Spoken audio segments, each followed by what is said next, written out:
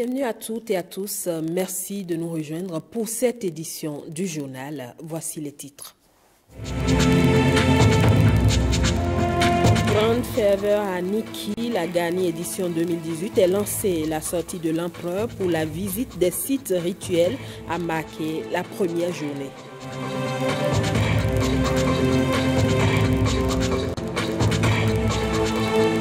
Les partis politiques à l'École des technologies de l'information et de la communication, c'est dans le cadre du projet Démocratie Lab de l'Institut néerlandais pour la démocratie multipartite.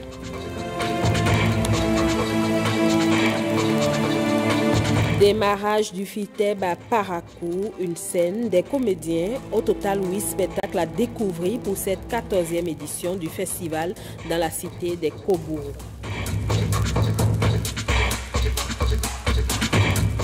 Direction l'Empire de Niki, où les tambours sacrés résonnent depuis hier. L'événement central au démarrage de la Gani, c'est le parcours rituel effectué par l'empereur pour aller se réinstaller sur son trône et bénir tout le peuple. Les étapes de ce parcours, c'est avec Patrick Djossou, Yves Agodopessi et Kanel Kakou. Niki, 20 novembre 2018, 13h-6, branle-balle total de combat à la place impériale. L'empereur Sabine Aina III n'a pas attendu 13h pile habituelle pour sa sortie impériale. Une foule de Beaux, une foultitude de Bariba, une multitude de Haoussa, les 3 communautés de base ici, et tout le peuple béninois, avec des invités venus des 4 coins cardinaux pour suivre la randonnée composée de 7 stations rituelles et spirituelles. Primo, Demanou, chez l'imam de la mosquée centrale. Secondo, Tamyankumba Karu, lieu où se préparaient les guerres. Tertio, Dankirou, tombeau de Sero Betete et de sa sœur Bakedoué. Quarto, Bantiaro, tombeau de Pelafia Gambaro Souanrou. Quinto, ancien palais de Danri, actuellement réhabilité à titre de musée. Sexto, premier passage de son Altesse impériale devant les tambours sacrés. Septimo, Bankpilo, tombeau de Peguru Kabaoko. Et c'est le retour de l'empereur sur l'esplanade de la place impériale. Fin du parcours rituel de l'empereur, la fête, la Gani à Niki, continue à travers toute la ville. Aurélie Adam Soulé, ministre de l'économie numérique et de la communication, native de Niki, est présente à la Gani 2018 avec d'autres autorités ministérielles. Elle parle de cette fête au micro de Patrick Djossou, Yves Agodopessi et Kanel Kakou. La Gani, c'est une fête impériale qui célèbre l'ensemble des peuples Batonou et Beau. Pour cette année, comme toutes les autres années, le gouvernement est largement représenté avec l'ensemble des ministres qui sont aujourd'hui présents. On a été dépêché ici par le président Talon qui a des relations personnelles avec le roi de Niki. Le roi ne peut pas organiser une fête de cette importance sans qu'un membre du gouvernement ne vienne. On est ici à 4. Le ministre de la Défense, le ministre de la Communication, le ministre de l'Affaires sociales et moi-même, le ministre de l'Intérieur. Nous venons non seulement porter la voix du chef de l'État et du gouvernement par rapport à la mise en valeur de nos cultures et de nos traditions, chose qui lui porte vraiment à cœur, mais nous venons également dire à quel point le peuple béninois est fier de montrer également toutes ces cultures, cette diversité et richesse culturelle que nous avons. Je suis fier de participer à cette cérémonie, à cette grande fête. Ce n'est pas la première fois que je participe et je souhaite participer encore à d'autres fêtes du genre. Le président nous envoie souhaiter bonne fête au roi et le roi a béni ce geste, le président de la République.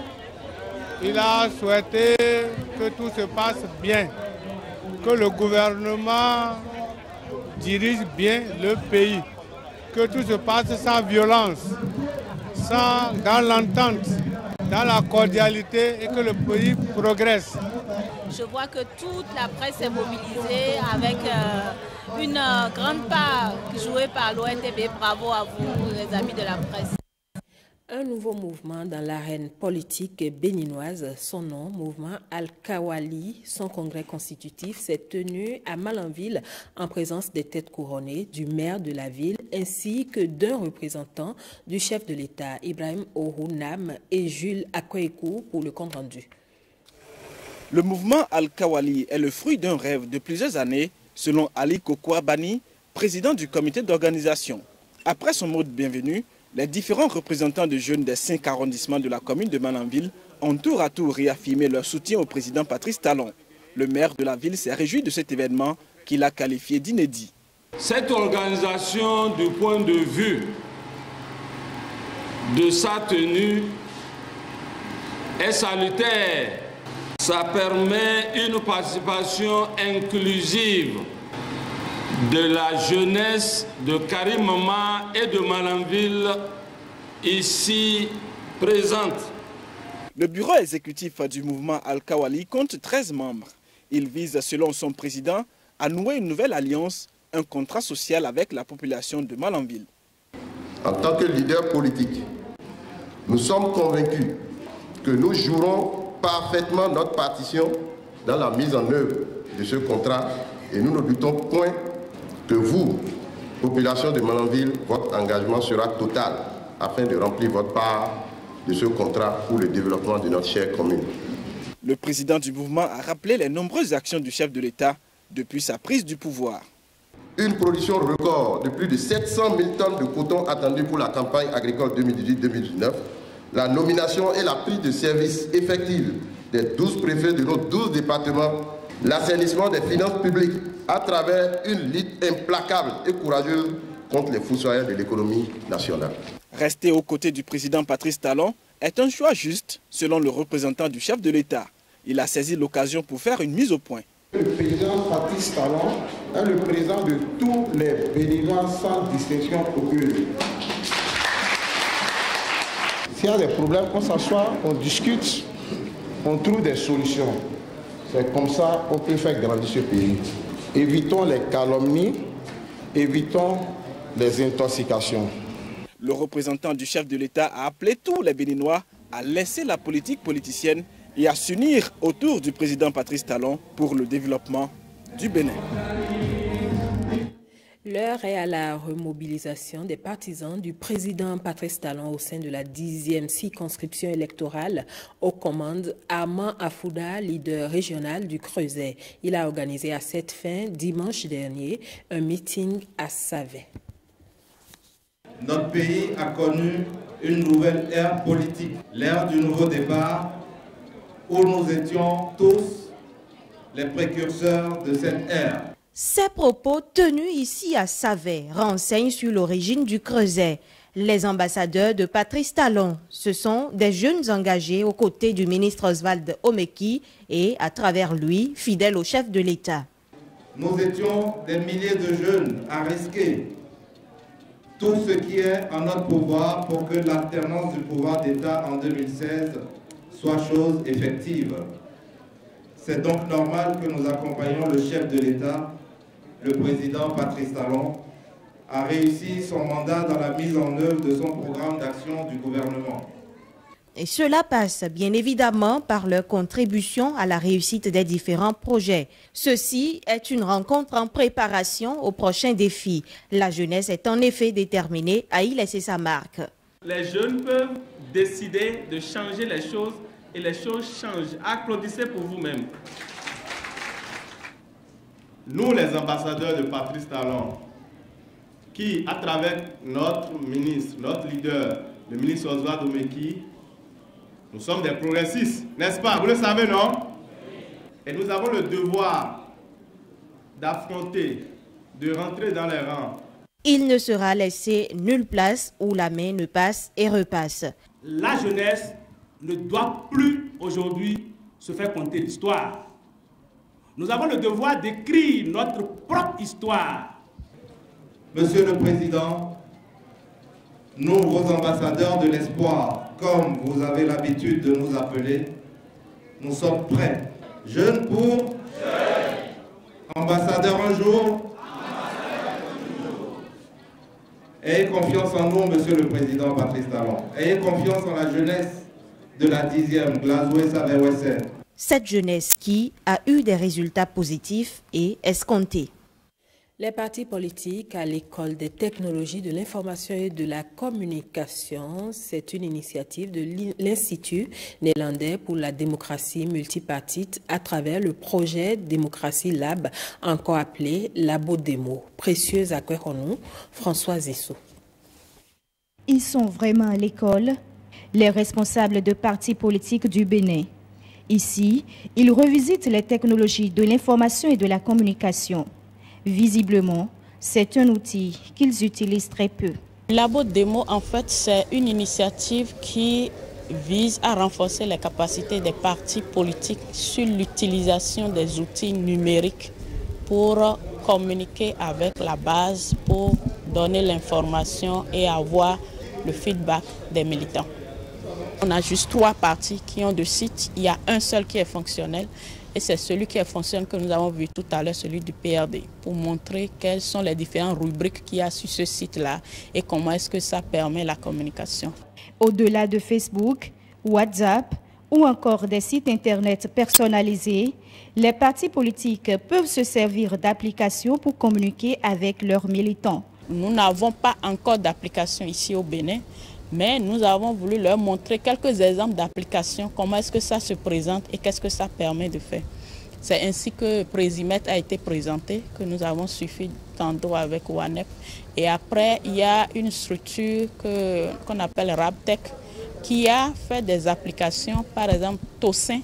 C'est une application sur laquelle vous pouvez télécharger des lois, que ce soit en langue ou en français, en numérique ou en audio. C'est juste pour permettre aux partis de comprendre ce qui est possible avec les applications et à l'issue, ce sont eux qui verront comment est-ce qu'ils peuvent l'adapter au contexte très sensible de la politique.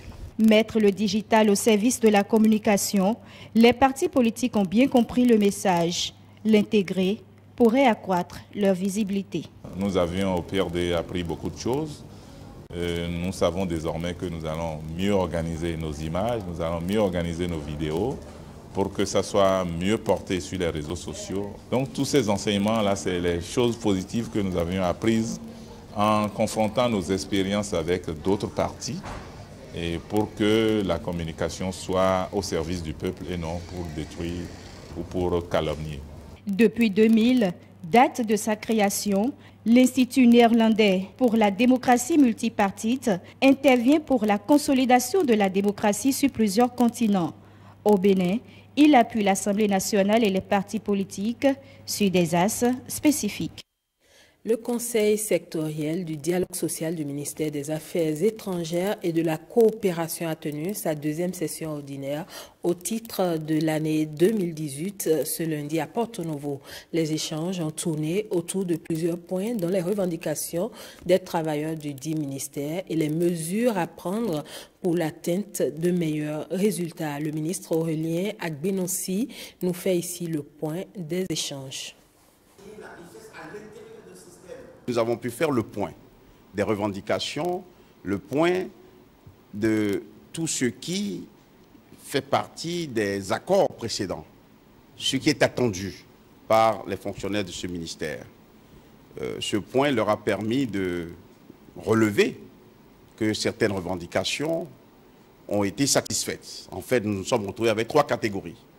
Ce qui a été satisfait, ce qui est en cours d'être satisfait, mais aussi une nouvelle liste à laquelle je reste ouvert en tant que ministre, puisque c'est en échangeant avec les fonctionnaires de cette maison, c'est en accordant l'importance qu'il faut à la recherche principale de notre ministère qui est les ressources, qui est la ressource humaine, c'est en faisant attention à ce à quoi aspirent les travailleurs pour que la motivation, pour que leur proactivité se déclenche.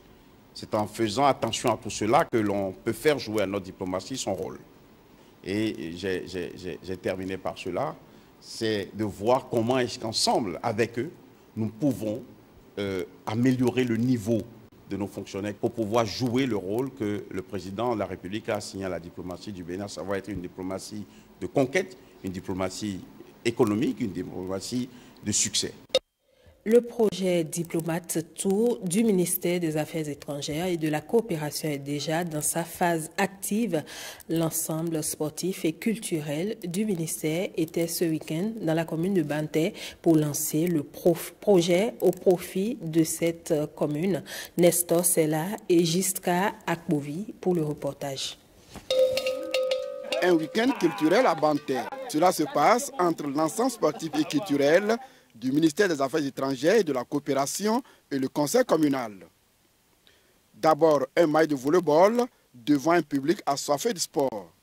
À quelques mètres de là, un match de football entre les anciens joueurs de Banté en vert et l'équipe du ministère des Affaires étrangères en bleu.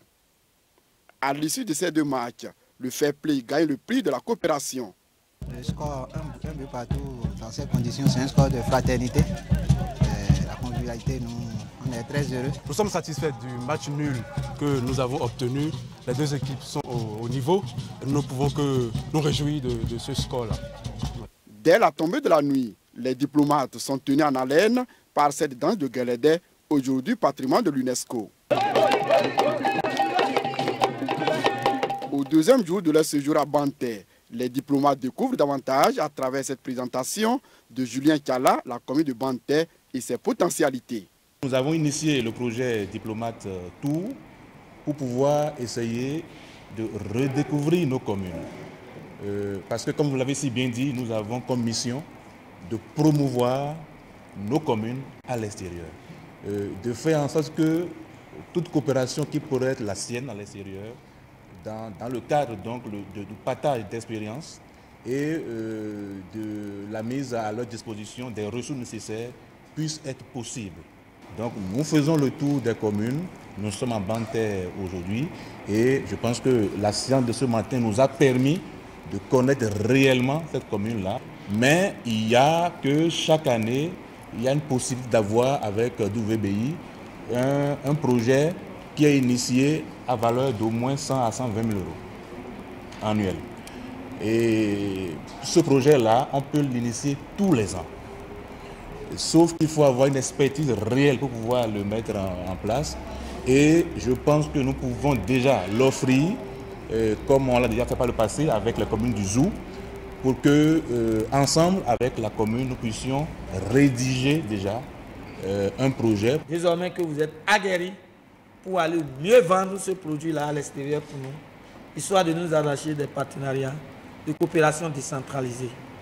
Mon administration et vous, nous restions très solides parce que je souhaite que beaucoup d'entre vous aient la chance d'aller servir les diplomates, de devenir des diplomates, d'aller dans les pays où le Bénin est représenté pour mieux vendre encore le pays à l'extérieur et que nous puissions jouir profondément des retombées de cette visite que je souhaite encore plus fructueuse pour d'autres communes du Bénin. Les diplomates quittent Banté, commune de Parc de Terre, avec espoir de revenir avec les projets de développement à la base.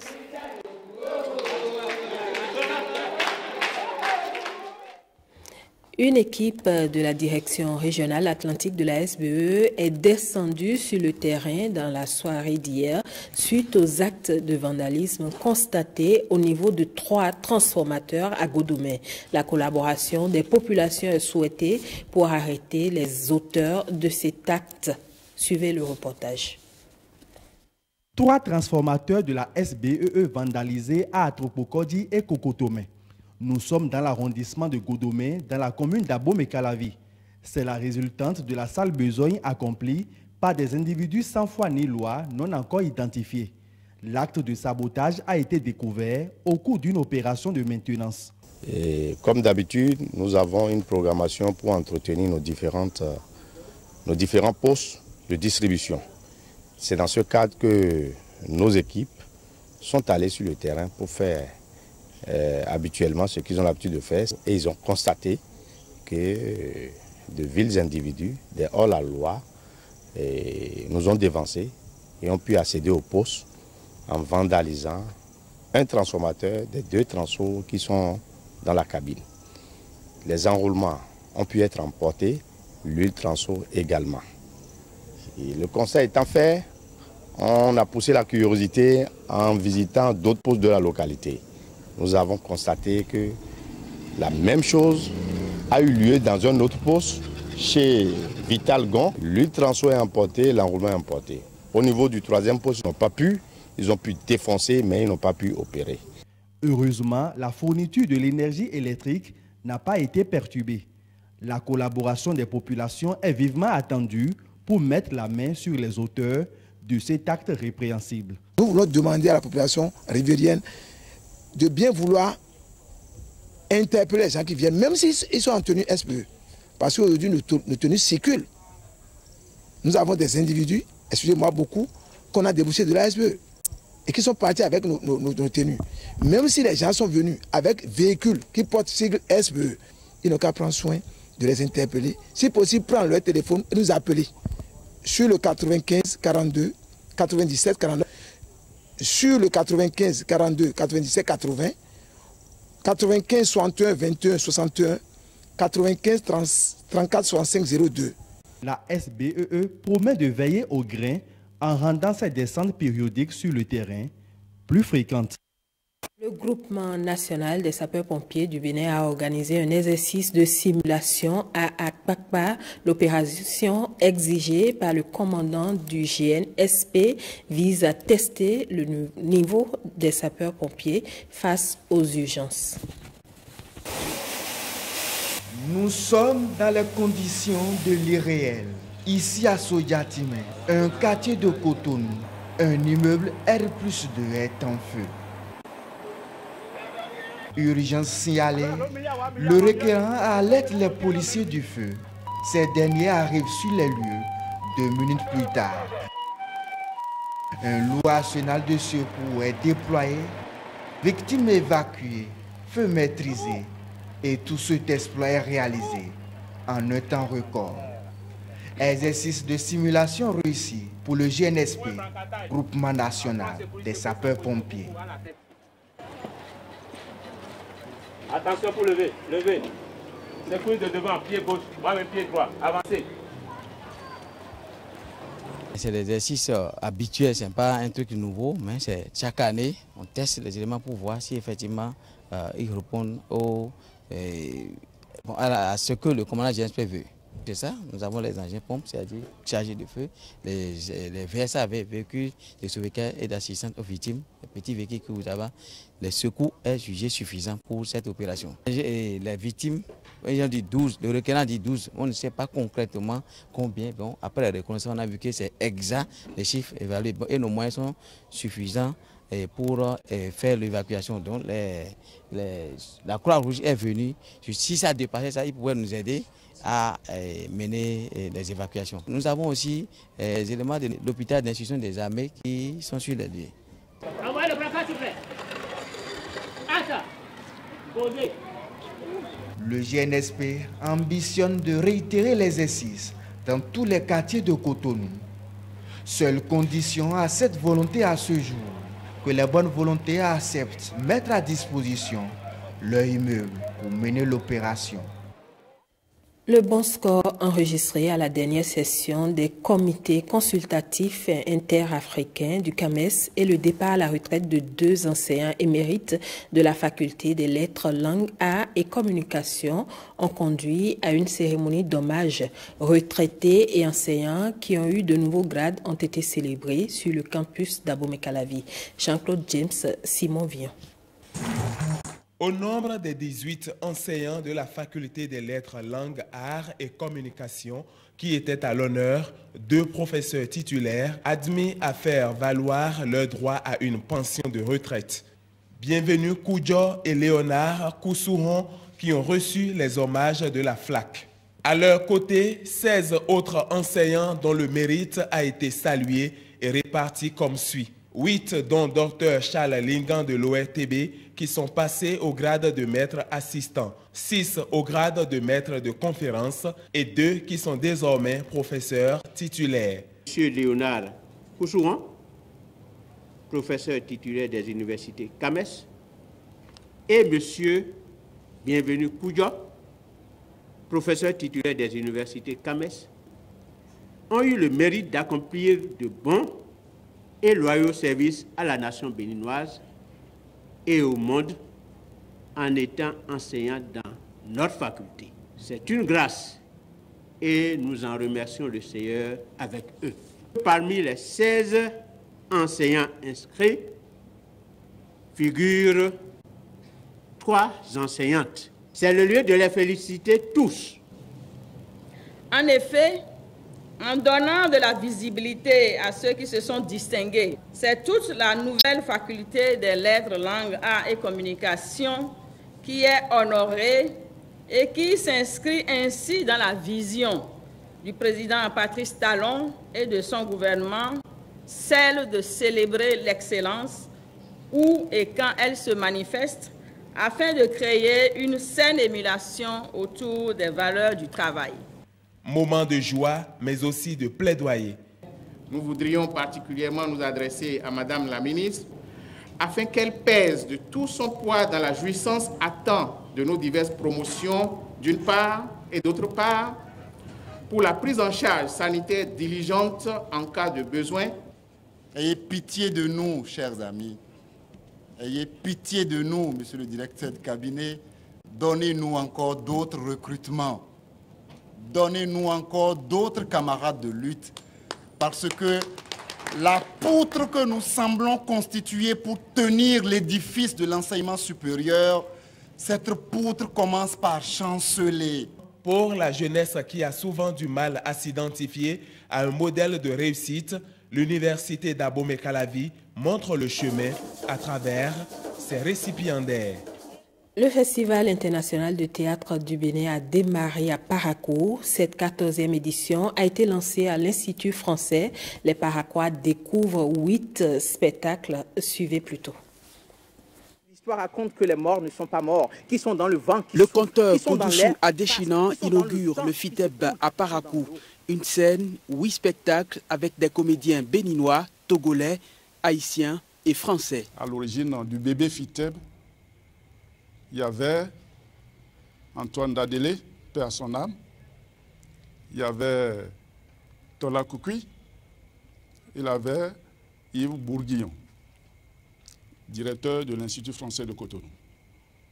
C'est pourquoi nous continuons d'accompagner cet événement. Le public va découvrir plusieurs représentations théâtrales.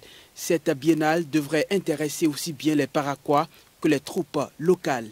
Je voudrais exhorter toute la population de Parakou à vivre davantage cette occasion, parce que c'est une biennale, elle n'a lieu que toutes les 2 années. Donc c'est bien d'être à ce rendez-vous, c'est bien de mobiliser davantage les amis autour de cette fête du théâtre. Je saisis cette opportunité pour exprimer au gouvernement du président Patrice Talon les remerciements des autorités départementales du Borgou pour avoir gracieusement offert cette production culturelle aux populations béninoises en général et celles de Parakou en particulier. Première prestation, palabre de cordonnier signée de cette troupe togolaise. Le temps est maintenant revenu où Bakary ne sent plus la vigueur de ses bras et de ses pieds. Il est devenu vieux à son tour. Il ne lui reste qu'à reprendre le chemin de retour vers son village natal et reprendre le métier qu'il qualifiait de métier de vieil homme, la cordonnerie. D'autres pièces théâtrales sont à découvrir jusqu'au 23 novembre prochain. Merci à vous tous de l'avoir suivi.